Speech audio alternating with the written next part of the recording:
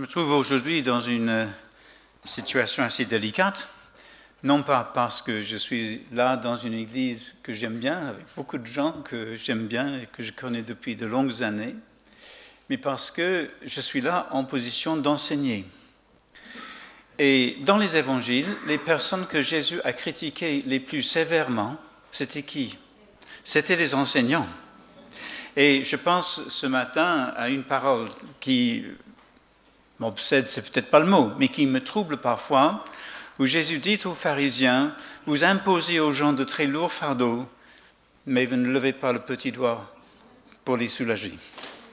Que ce ne soit pas mon cas ce matin, ni votre cas ce matin, mais que nous puissions effectivement nous placer devant ce que Dieu dit et voir dans quelle mesure nous pouvons nous approcher un peu plus des idéaux qu'il nous propose.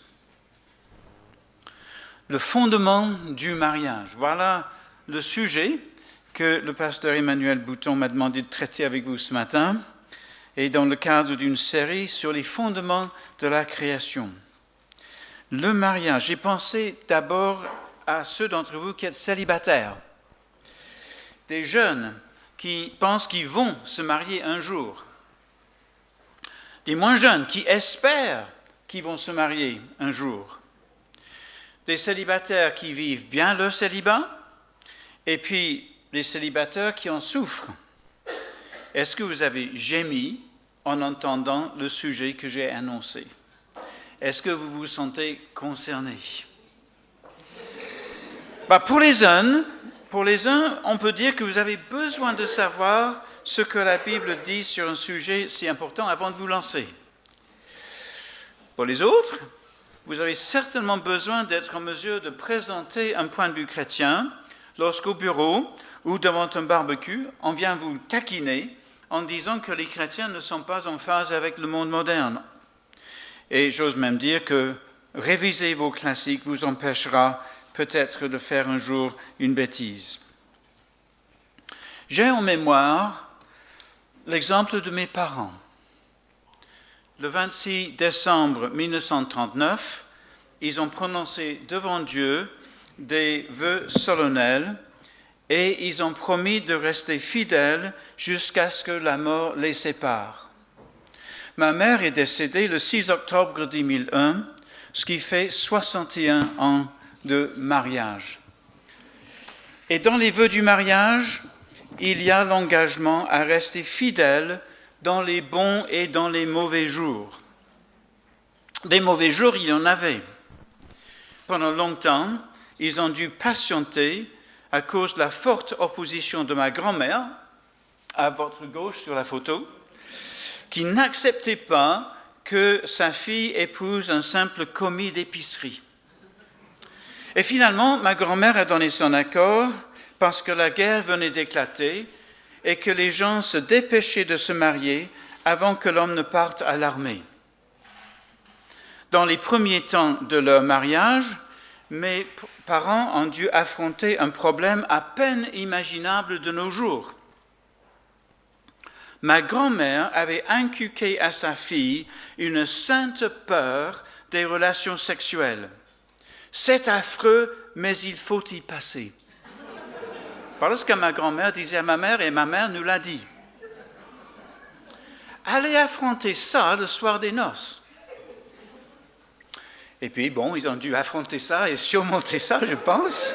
Mais ensuite, mon père a été appelé sous les drapeaux, et cela fut 5 ans de séparation, de février 1941 à mai 1946. Après la guerre, la vie n'était pas facile non plus. Mon père était aide-soignant, il avait un salaire de misère et ma mère ne travaillait pas. Il raconte que tel Noël, ils ne pensaient même pas pouvoir offrir un cadeau à leurs jeunes enfants, moi et mon frère. Et ils ont ressenti comme un miracle de Dieu qu'un patient débarque à l'hôpital juste avant Noël avec des billets pour dire merci à mon père. Et finalement, mon père a quitté un métier qu'il aimait pour devenir facteur. Des jours difficiles. Dans le vieux jour, ma mère était de plus en plus handicapée avec l'arthrose et d'autres maladies, Elle a passé je ne sais pas combien d'années clouée au lit. Mon père faisait tout pour elle. Il était aide-soignant jusqu'au bout. Dans les bons et dans les mauvais jours, qu'est-ce qui a permis à mes parents de tenir? La foi, certainement. Et avec la foi, le désir d'être fidèles aux promesses qu'ils avaient prononcées devant Dieu. On dirait que, voilà, c'était l'époque, que les gens étaient plus religieux, que le mariage était une institution que tout le monde respectait. Je n'en suis pas convaincu. Avec la guerre, devant la perspective de la mort, un puissant réflexe biologique poussait les jeunes à coucher sans penser à la suite. Et puis, à cette époque-là, comme avant, comme maintenant, l'adultère, mais ça existait toujours, et l'hypocrisie aussi. Non, ce n'est pas à cause du climat social que mes parents ont tenu. C'est à cause de la foi. Et à cause de l'amour. L'amour leur a permis d'affronter l'opposition de ma grand-mère, d'attendre longtemps avant de se marier, d'attendre les longues années de guerre, de tenir quand l'argent ne suffisait pas et d'affronter une longue maladie. Avec l'amour, ils ont tenu. Pour beaucoup, et notamment dans les chansons populaires, l'amour est un feu qui dure 1 an, 2 ans, puis on change de partenaire à la recherche des mêmes sentiments intenses. C'est un sprint de 100 mètres. Mes parents ont couru le marathon. Qu'est-ce que la Bible en dit? Je citerai d'abord un livre biblique qui ne parle que d'amour. C'est le Cantique des Cantiques, et c'est au chapitre 8, versets 6 et 7, où c'est probablement la fille qui parle. Voici ce qu'elle dit à son jeune homme. « Mets-moi comme un sceau sur ton cœur. Mets-moi comme un sceau sur ton cœur, comme un sceau sur ton bras. L'amour est fort comme la mort, et la passion est inflexible comme le séjour des défunts. Les flammes de l'amour sont des flammes ardentes, une flamme venant de l'Éternel. Même de grosses eaux ne peuvent éteindre l'amour, et des fleuves puissants ne l'emporteront pas. L'homme qui offrirait tous ses biens qu'il possède pour acheter l'amour n'obtiendrait que mépris. L'amour ne se monnaie pas. Et à prime abord, ces versets parlent de l'amour-passion, de l'amour qui passe. Mais regardez ces versets de plus près. L'amour est fort. Elle est aussi puissante que la mort. Les fleuves en furie ne peuvent pas l'éteindre. Il est comme un feu de Dieu. On dirait, mais il passe l'amour, il s'éteint l'amour. Le temps et les malheurs de la vie l'emportent sur lui. Mais à ce moment-là, il ne s'agit pas vraiment d'amour. L'amour dure. Et c'est ce que la bien-aimée désire. C'est l'image du sceau. J'écris S-C-E-A-U. Quel piège de la langue française. L'image du sceau, du cachet qui certifie l'authenticité d'un document qui n'a pas été trafiqué, qui indique à qui appartient le document. Mon bien-aimé est à moi et je suis à lui. Voilà le refrain que chante cette fille qui est comme une reine pour son roi. C'est banal? Non, ce n'est pas banal. Il y a des mariages forcés. Il y a des mariages subis à cause d'une pression familiale ou d'une manipulation, comme ce fut le cas pour ma tante Marguerite. Il y a des mariages pour raisons économiques, une paire de bras de plus à la ferme, des mariages diplomatiques. La Bible met l'accent sur l'amour. Si ça commence sans amour, les gens peuvent apprendre à s'aimer, et c'est ce qu'on espère vivement. Sinon, les gens subissent et se résignent. Une deuxième citation biblique dans l'apôtre Paul aux Éphésiens, au chapitre 5, verset 25. « Quant à vous, Marie, que chacun de vous aime sa femme comme Christ a aimé l'Église. Il a donné sa vie pour elle, afin de la rendre digne de se tenir devant Dieu après l'avoir purifiée par sa parole comme par le bain nuptial. Il a ainsi voulu se présenter cette Église à lui-même, rayonnante de beauté, sans tache, ni ride, ni aucun défaut, mais digne de se tenir devant Dieu et irréprochable. Voilà comment chaque mari doit aimer sa femme comme si elle était son propre corps. Ainsi, celui qui aime sa femme s'aime lui-même. » Les maris doivent aimer leur femme et se donner pour elle. C'est banal? Non, ce n'est pas banal. Dans la Grèce antique, on peut lire ceci, je cite. « Les courtisanes, nous les avons pour le plaisir. Elles ne sont pas dans la maison. Les concubines, nous les avons pour les soins de tous les jours. Les épouses, pour avoir une descendance légitime et une gardienne fidèle au foyer. » Ça, c'est la Grèce antique. Kinderküche, Kirche, disait-on en allemand. Des enfants, la cuisine et l'église. Hein? Du temps de Paul, les maris avaient un droit de vie et de mort sur leur épouse. Et donc ici, dans Éphésiens, une obligation d'amour. Marie, aimez vos femmes comme Christ a aimé l'Église. C'est pas banal du tout, c'est révolutionnaire. C'est à l'opposé de la culture grecque et romaine. Maintenant, autour du mariage, la Bible énonce un certain nombre de commandements négatifs. On ne couche pas avec des animaux, on ne couche pas avec des membres de la famille proche, on ne couche pas avec des personnes du même sexe. Et il est sous-entendu aussi qu'on ne couche pas avant le mariage.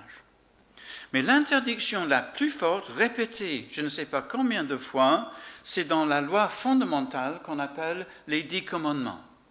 Tu ne commettras pas d'adultère. Eh bien, c'est quoi l'adultère? Je donne une réponse de juriste.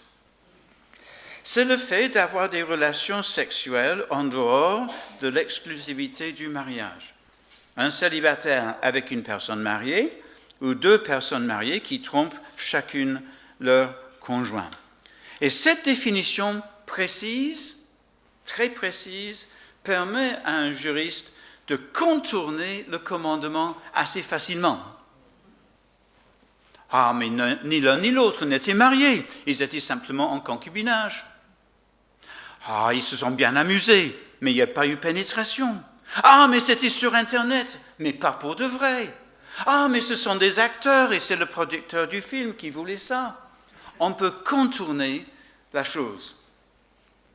Mais dans l'enseignement de Jésus, Jésus coupe court à tous ces raisonnements, tous ces arguties de juristes, parce qu'il veut discerner l'intention même de Dieu, qui est de protéger le mariage. Et voici ce que Jésus dit dans le Sermon sur la montagne, en Matthieu 5, verset 27.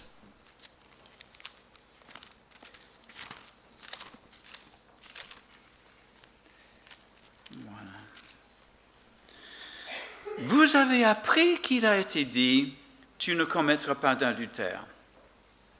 Eh bien, moi je vous dis, si quelqu'un jette sur une femme un regard chargé de désir, il a déjà commis l'adultère avec elle dans son cœur. Le juriste peut donc aller se rhabiller. L'adultère, c'est déjà dans la tête, c'est dans le désir de posséder, c'est dans le regard qui fait fantasmer, c'est dans l'infidélité cachée, virtuelle, invisible. Bien sûr, s'il y a passage à l'acte, les conséquences personnelles et sociales sont bien plus graves pour les conjoints et pour les enfants. Mais si on commence à se demander jusqu'où on ne peut pas aller trop loin, on est déjà infidèle et on est déjà en faute par rapport à Dieu. Jésus enseigne sur ce genre de sujet. Un jour, on lui a posé une question sur le divorce. À une époque, une question controversée.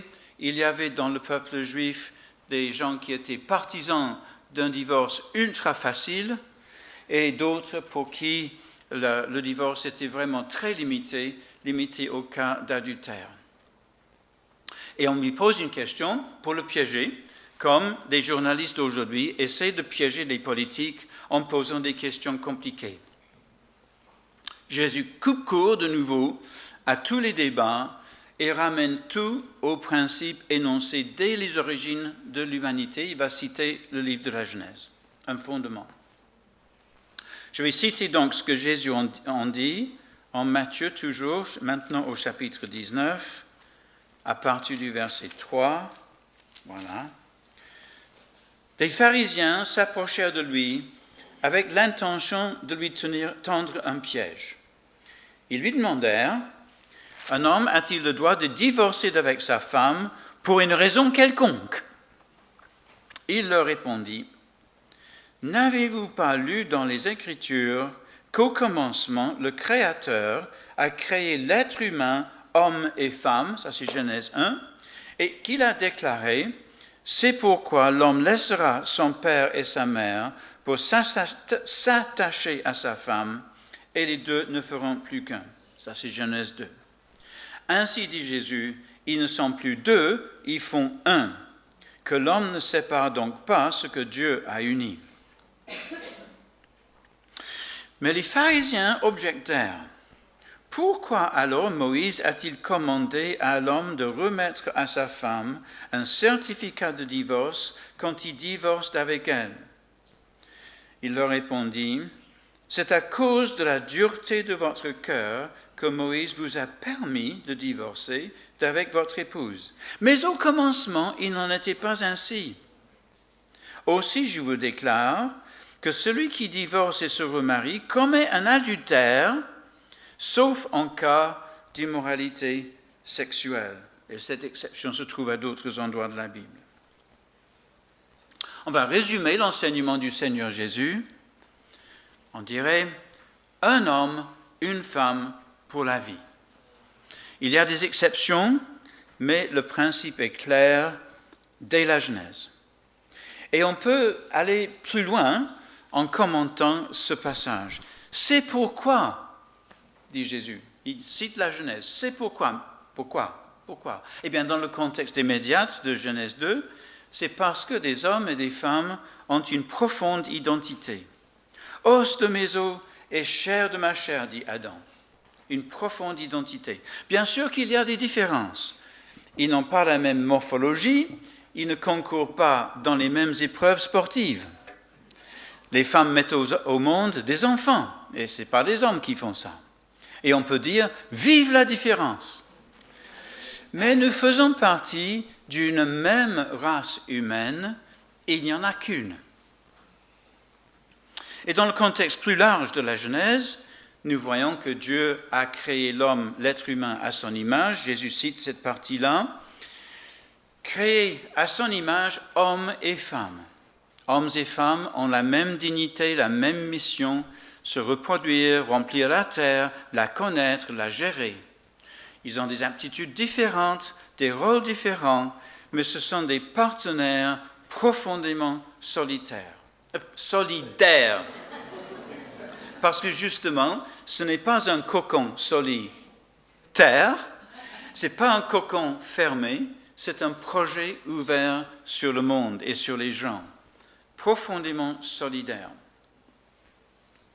C'est pourquoi l'homme laissera son père et sa mère et s'attachera à sa femme.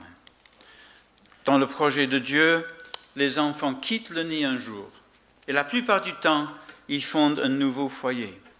C'est quelque chose de visible, c'est public, et c'est la raison biblique derrière une cérémonie à la mairie et à l'église. Au cours des siècles, sur les 5 continents, la forme de ce changement public peut changer. Mais il y a un élément qui doit être maintenu sur le plan public. Une nouvelle entité sociale se crée et elle est exclusive. L'homme laissera son père et sa mère et s'attachera à sa femme, pas à ses femmes, pas à son cousin ou à son copain. Il s'attachera. C'est pour la durée, dans la fidélité, et pas en changeant de partenaire comme on change de chemise. Mais alors pourquoi cette permanence? Regardez bien les moineaux dans vos jardins. Ils ne connaissent pas la permanence, ni les lapins. Pourquoi cette permanence? Il y a une raison biologique et une raison théologique. La raison biologique, c'est que les petits humains ne sont pas comme des bébés gazelles qui sont debout dès la naissance. Nos petits à nous ont besoin d'être nourris, au sein d'abord et ensuite avec des petits pots, protégés, éduqués pendant de longues années avant de pouvoir se débrouiller tout seuls. Ils ont besoin de modèles, un père et une mère pour devenir adultes. Le couple doit donc tenir. Être à deux pour élever des enfants, ce n'est pas un luxe. Bien évidemment, le schéma idéal n'est pas toujours possible. Il y a des orphelins, il y a des divorces, il y a des parents indignes. Mais avant de penser à la souffrance, au désordre et à ce qui n'est pas normal, on se met en tête le schéma général, un homme, une femme pour la vie, parce que la biologie va dans ce sens. Et la théologie aussi. Pour la Bible, il y a en l'être humain quelque chose qui reflète l'image du Créateur. Ça, c'est Genèse 1. L'amour, la fidélité, le don de soi, c'est en Dieu déjà. Et nous voyons cela à son plus haut point en Jésus-Christ. Dans le passage de l'apôtre Paul que nous avons cité tout à l'heure, Éphésiens 5, l'amour entre un homme et une femme est comparé à l'amour entre Christ et l'Église. Donc quand vous portez atteinte à l'humain, vous portez atteinte à l'image de Dieu.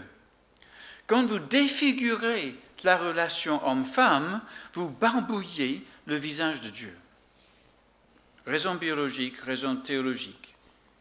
C'est pourquoi l'homme laissera son père et sa mère, s'attachera à sa femme, et les deux ne feront plus qu'un. Cela ne veut pas dire que l'un va phagocyter l'autre et que l'autre n'existera plus. Il y a des couples comme ça. C'est le mari ou c'est la femme qui n'existe quasiment plus. Ce n'est pas ça que la Bible vise. Et ce n'est pas non plus cette vieille mythe grecque comme quoi l'être humain original a été coupé en deux et que les deux morceaux s'efforcent malgré tout de revenir à l'unité. Non, c'est ni l'un ni l'autre. Dès le départ, l'être humain est homme et femme, XX et XY. Et en dehors de quelques rares anomalies génétiques, l'être humain neutre, cela n'existe pas.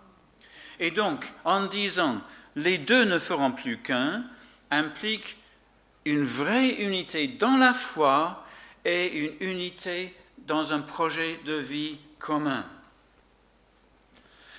Mais les deux ne feront plus qu'un, se dit littéralement, ils deviendront une seule chair. Et ça, c'est une allusion à l'union sexuelle. On dit bien union, union. C'est une expression de l'amour qui vous lie profondément l'un à l'autre. Cela peut être dévié de son but. Il y a des magasins spécialisés, il y a des camionnettes dans la forêt. Mais cela vide l'union sexuelle de son sens. Fondamentalement, je dis à Avril que je l'aime elle seule, que j'ai besoin d'elle, que je suis vulnérable quand je suis avec elle, que je veux lui faire du bien, que je m'engage à prendre soin d'elle. Et elle me dit pareil. Ce ne sont pas des mots, c'est le langage du corps. Et c'est une promesse du corps qui nous engage. Vous vous rappelez la première fois? Des chansons, on parle. Ça vous marque. Et c'est voulu de Dieu. Il y a tellement de tensions dans la vie, tellement de tensions possibles dans la vie du couple, que le corps nous aide à nous donner sans réserve l'un à l'autre. Pas que le corps, mais le corps aussi. Avant le mariage, vous êtes en train de préparer votre vie à deux jusqu'à ce que la mort vous sépare. L'engagement est important, solennel et long. Pour différentes raisons, votre projet peut ne pas aboutir. Fiancé, mais on y renonce finalement. Vous ne vous donnez donc pas le signe ultime de la permanence et de la fidélité avant d'avoir la bague au doigt. Ce ne sont pas quelques grammes d'or blanc qui vous engagent. Ce sont vos promesses devant Dieu et devant les hommes. Et l'union sexuelle confirme et renforce une véritable alliance à vie. Je vous parle là de choses que l'on peut comprendre comme étant dans le plan de Dieu, mais dans la vie, on le sait bien, tout ne fonctionne pas toujours comme il faut. Il y a des ratés, des regrets, il y a des catastrophes. Je vous ai brossé le tableau général du plan de Dieu pour le mariage. Je me suis basé sur le premier livre de la Bible et sur l'enseignement du Seigneur Jésus. Je pense que je suis à peu près dans le vrai. Mais vous pouvez être nombreux à penser que ce beau discours n'est pas pour vous. Vous êtes divorcé, remarié et pas qu'une fois. Vous avez couché à tout va. Vous avez aujourd'hui une relation hors mariage. Vous vivez à l'école. Vous êtes en ménage avec un non-chrétien. Vous allez sur des sites porno. Vous avez une femme en France et une autre au pays. Vous avez mis une femme enceinte et vous avez fui vos responsabilités. Dans une assemblée de cette taille, je n'ose pas imaginer tous les désordres possibles. Tous, sans exception, nous avons manqué d'aimer vraiment. Tous, par nos pensées et par nos paroles, nous avons été loin du chemin que Dieu trace. Qu'est-ce qu'on va faire devant ce constat? Eh bien, d'abord, reconnaître que les voies de Dieu sont bonnes et justes et parfaites. C'est pour cela que j'en ai parlé si longuement. C'est le topo de ce matin. Les voies de Dieu sont bonnes et justes et parfaites. Et ensuite, on va se dire que sur un point ou sur plusieurs points, nous ne sommes pas dans les clous. Et en disant cela, nous reconnaissons un péché, des péchés qui ont marqué notre passé et qui peut-être encore marquent notre présent. Après ce temps de constat, le plan de Dieu est bon et juste et parfait, et moi je ne suis pas dans les clous. Après avoir confessé tout cela, il faut imaginer qu'il est possible de reconstruire. Comment est-ce qu'on peut reconstruire? Mais d'abord, par rapport à Dieu, il faut tout simplement une démarche de repentance et une demande de pardon.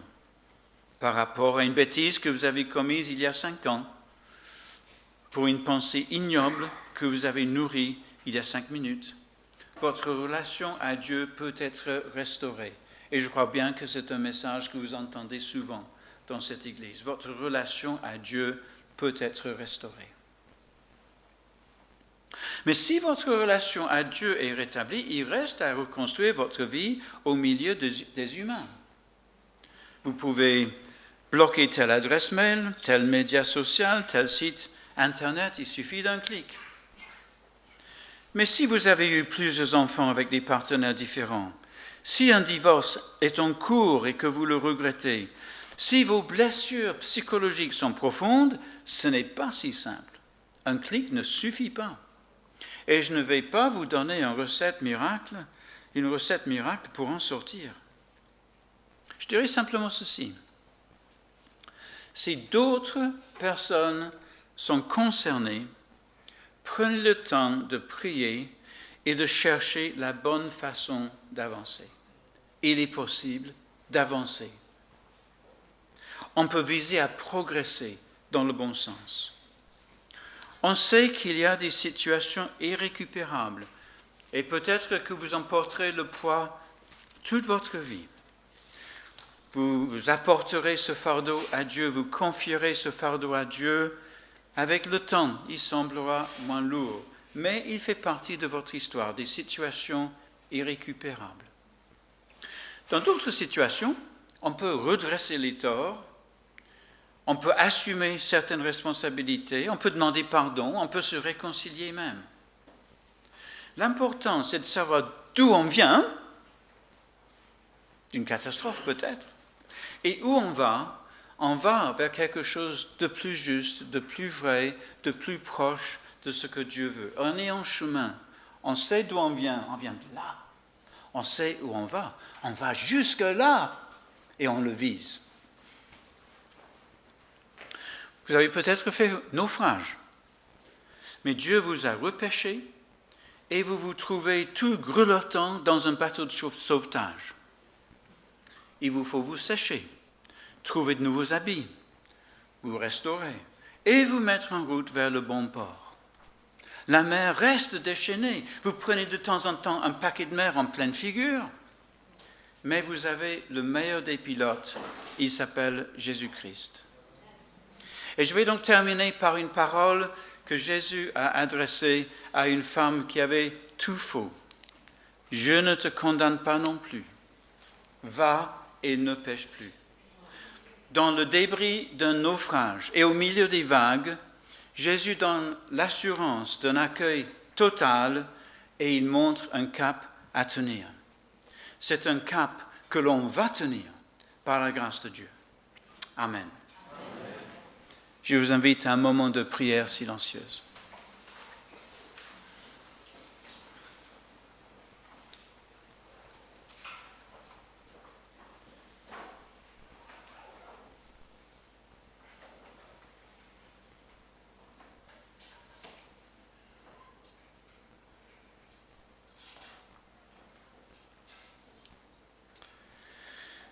Seigneur, tu es venu chercher et sauver ce qui était perdu. Tellement d'exemples dans les évangiles, tellement d'exemples ici dans cette salle.